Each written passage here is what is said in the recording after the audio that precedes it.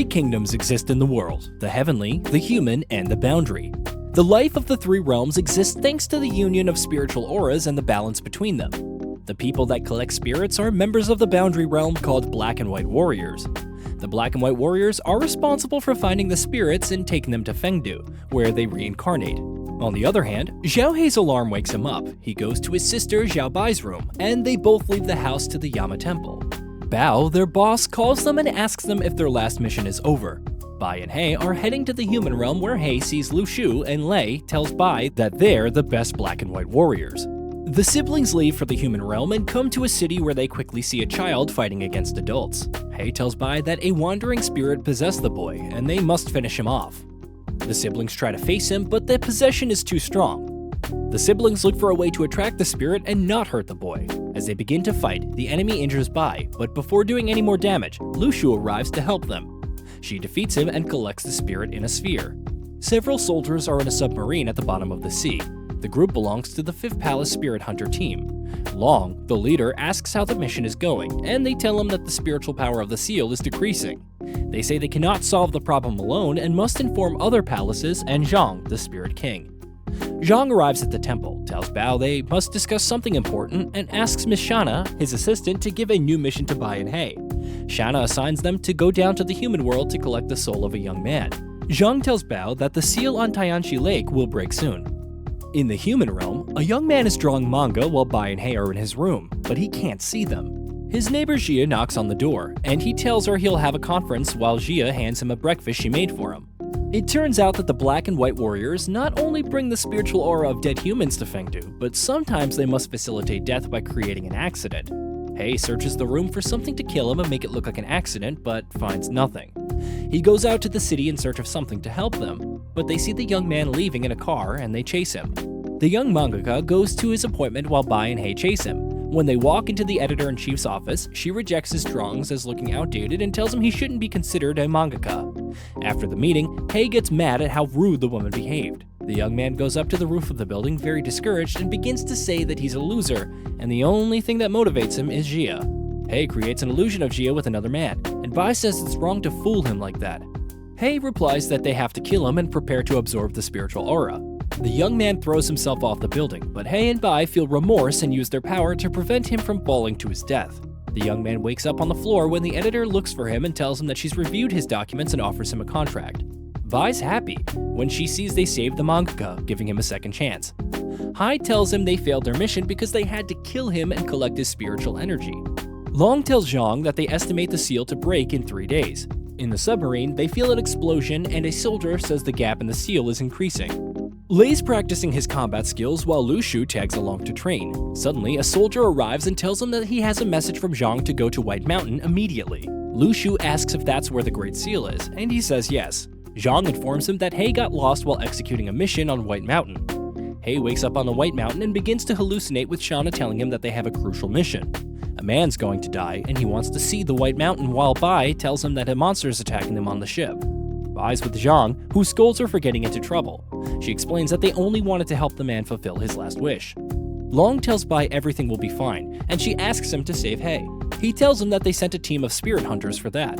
Bai asks why Zhang is so uneasy, and they explain that there's an enchantment at Tianchi Lake that seals 100 ghosts that Zhang captured 1,000 years ago. Suddenly, the seal's broken with a big explosion. On his side, Hei looks confused at a man who tells him he waited 1,000 years for that moment. After the explosion, a lot of energy appears and a light shot upwards. Zhang reveals that the ghost did a lot of damage to the human realm before. A giant monster appeared as one of the 100 ghosts. At the White Mountain, Hei tells the man that he'll get out of there, but he throws a ceramic cup at him, telling him it's a joke about him coming home. Hei asks why he says he's home, and suddenly the man ties him up in chairs while beating him. Hei starts screaming and asks him to release him. The man tells him that all the imprisoned wandering spirits are preparing to fight the inhabitants of the Boundary Realm and tells Hei he's one of them. On the ship, the ghost monster tries to attack, but Zhang quickly defeats it, leaving everyone in awe. He tells Long to send a group to track down the other ghosts and have the others prepare the Ginkgo cannon. Meanwhile, Hei claims to be Black and White Warrior. He watches as the man absorbs some wandering spirits, realizing he's the soul eater. The man calls him Wang Hang and reveals he's one of the 100 spirits. On the ship, everyone observes the energy coming from Lake Tianchi. Zhang tells Long that he's going down to the lake. If he doesn't return in an hour, give the order to launch the Ginkgo cannon and destroy the ghosts. Long's worried because he knows that Zhang and Hei will die if they fire the weapon. On White Mountain, Hei watches as the man continues to absorb wandering spirits. Hei tries to attack him, but he attracts many wandering spirits to attack. Hei covers himself with his weapon, and the man tells him that the place was the prison of 100 ghosts for 1,000 years. But now, thanks to Hei breaking the seal, they'll return to the world. Hei asks the man if he's one of the ghosts, and he starts laughing. He tells him that they are currently 99 ghosts. Hei absorbs one of these spirits and starts screaming. Zhang reaches the bottom of Tianchi Lake and sees the broken seal from which many wandering spirits are escaping and some ghosts waiting to attack him. On the White Mountain, the man keeps making Hei absorb more souls because he needs to be himself back. Hei screams and starts changing his appearance, becoming taller and growing horns. At the lake, the spirits and Zhang suddenly feel an immense spiritual power surge. The souls laugh and say 100 ghosts are finally reunited. On the ship, they inform Long that they detected the appearance of a strange spiritual power. Lu Shu says it's Wang Heng, and a confused Bai says Hei doesn't possess spiritual power. Lu Shu tells him that Hei's the 100th ghost. At White Mountain, the man tells Hei that he's finally back. Hei remembers the man's name, Sang Wuxi. Zhang's determined to defeat the ghost using his power and skill. Sang catches Hei and approaches him, saying he'll eat him to get his energy. Hei begins to have flashbacks where a little boy runs into a house looking for Huan, a girl who calls the boy Hei. Then he sees a woman with her baby. Hei sees himself, and the woman tells him that he needs to take care of the baby Huan. Hei comes and starts screaming as Sang tries to eat him. The ghost cause an explosion in the ship's system, and Long offers to fix it quickly or he won't be able to know what's going on. Once they fix the screens, Long watches Sang attack Hei. Zhang reaches White Mountain and Sang tells him he ate Wang Heng. Zhang starts attacking him and Sang fights back using his abilities. In Hei's memories, he finds himself in a place desperate to meet his mother. He quickly goes to his mother, the queen, who has a baby in her arms. A young woman says they want to harm the baby because she possesses the fox spirit. Hei enters the room and the queen calls him Wang Heng and shows him her baby. She also tells her that he should take care of her. A man arrives and tells the queen that the courtiers want to harm the princess, referring to the baby, for possessing the fox spirit. Wang Heng tells his mother that he'll protect the baby. In the present, Hei's in a dark place, and his ghost and little boy versions appear in front of him. Bei's paralyzed after hearing Long say that Sang ate Hei. Hei finds himself in a dark and empty place where he has memories of being in his parents' palace. A narrator tells of the demise of a country due to a demon. After Huan was born, the nation's strength waned and the dynasty headed for destruction.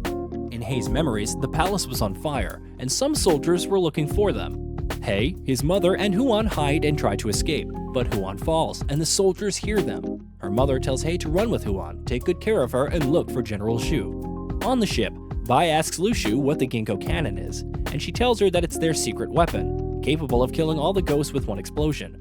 She also tells her that Hei used to harm the human realm, and the boundary realm erased his memory and kept him imprisoned.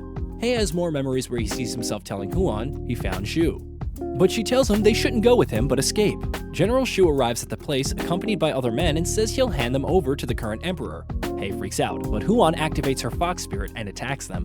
Everyone is shocked to learn that Hei is one of the 100 ghosts. Furthermore, Bai's sad to discover that Hei isn't her real brother. Bai remembers that Hei defended and promised to always take care of her, but Lu Shu tells her that maybe he treated her this way because he's obsessed with his past life. Hei continues to have memories in the same house where he's with Huan. His sister tells him there'll be a festival and they can get food. Hei goes out looking for food, but two young black and white warriors arrive as he leaves. Hei's happy because he found the food at the festival. Suddenly, he hears some people saying that the princess of the previous dynasty, referring to Huan, will be tortured. Hei rushes and sees a huge crowd, including the black and white warriors. Huan finds herself with limbs tied to horses and tries to resist, but the warriors say she can't use her power since they sealed her spiritual body. Hei gets closer and watches the two warriors disappear from the place. The horses start walking, and Hei watches in shock at his sister's horrible death, remembering he promised to protect her. Lei heads towards the 6th palace and meets Yao Roju, one of the 10 generals of Hell. On the way, Lei tells him that he's a white warrior from the 5th palace. He tries to attack, but Lei dodges him and informs him they have an emergency on White Mountain and must ask General Zhu for instructions. Yao takes them to Ko and asks him to take them to Shu. The general tells Lei to go back and tell Lu Shu that the 6th palace isn't under the rules of the black and white warriors. But Don Ting, one of the mightiest masters, arrives and tells Lei she'll help them convey the message to White Mountain. They thank her and leave. Hei finds himself again in the void, affected after living those memories, and refuses to accept them. His ghost version tells him they just took advantage of him and that everyone considers him a tool. On the ship, they inform Lushu that the cannon's ready. Long tells Lushu they got the message that Wang Heng's trapped by Sang and may not get out anytime soon. At White Mountain, Zhang continues to fight Sang. From the ship, they observe how the energy coming from Lake increases. And Lushu says they can't wait any longer to fire the cannon. Bai tells her she can't do it because Zhang and Hei are still underwater. Lushu slaps her and replies it was Zhang's decision because even he didn't know if they'd return. Long apologizes to Bai and tells her he must follow Lushu's orders. Bai jumps off the ship to save her brother. Hei yells at the ghost version in the void to shut up and hits him, but then has visions of his mother telling him to take good care of Huan. Hei's furious and says the world betrayed him and that he'll use his hands to get revenge. On the White Mountain, Sang starts screaming, an explosion happens around him and everything goes foggy. Zhang watches as someone appears out of the mist and attacks and kills Sang. Hei emerges from the fog in his horned ghost guise, surprising Zhang and saying that they haven't seen each other in a while. And that was Black and White Warrior Season 1 recap. If you enjoyed this recap, remember to hit that sub, click the like button, and comment down below to let me know what you think of the series. I'll see you in the next video.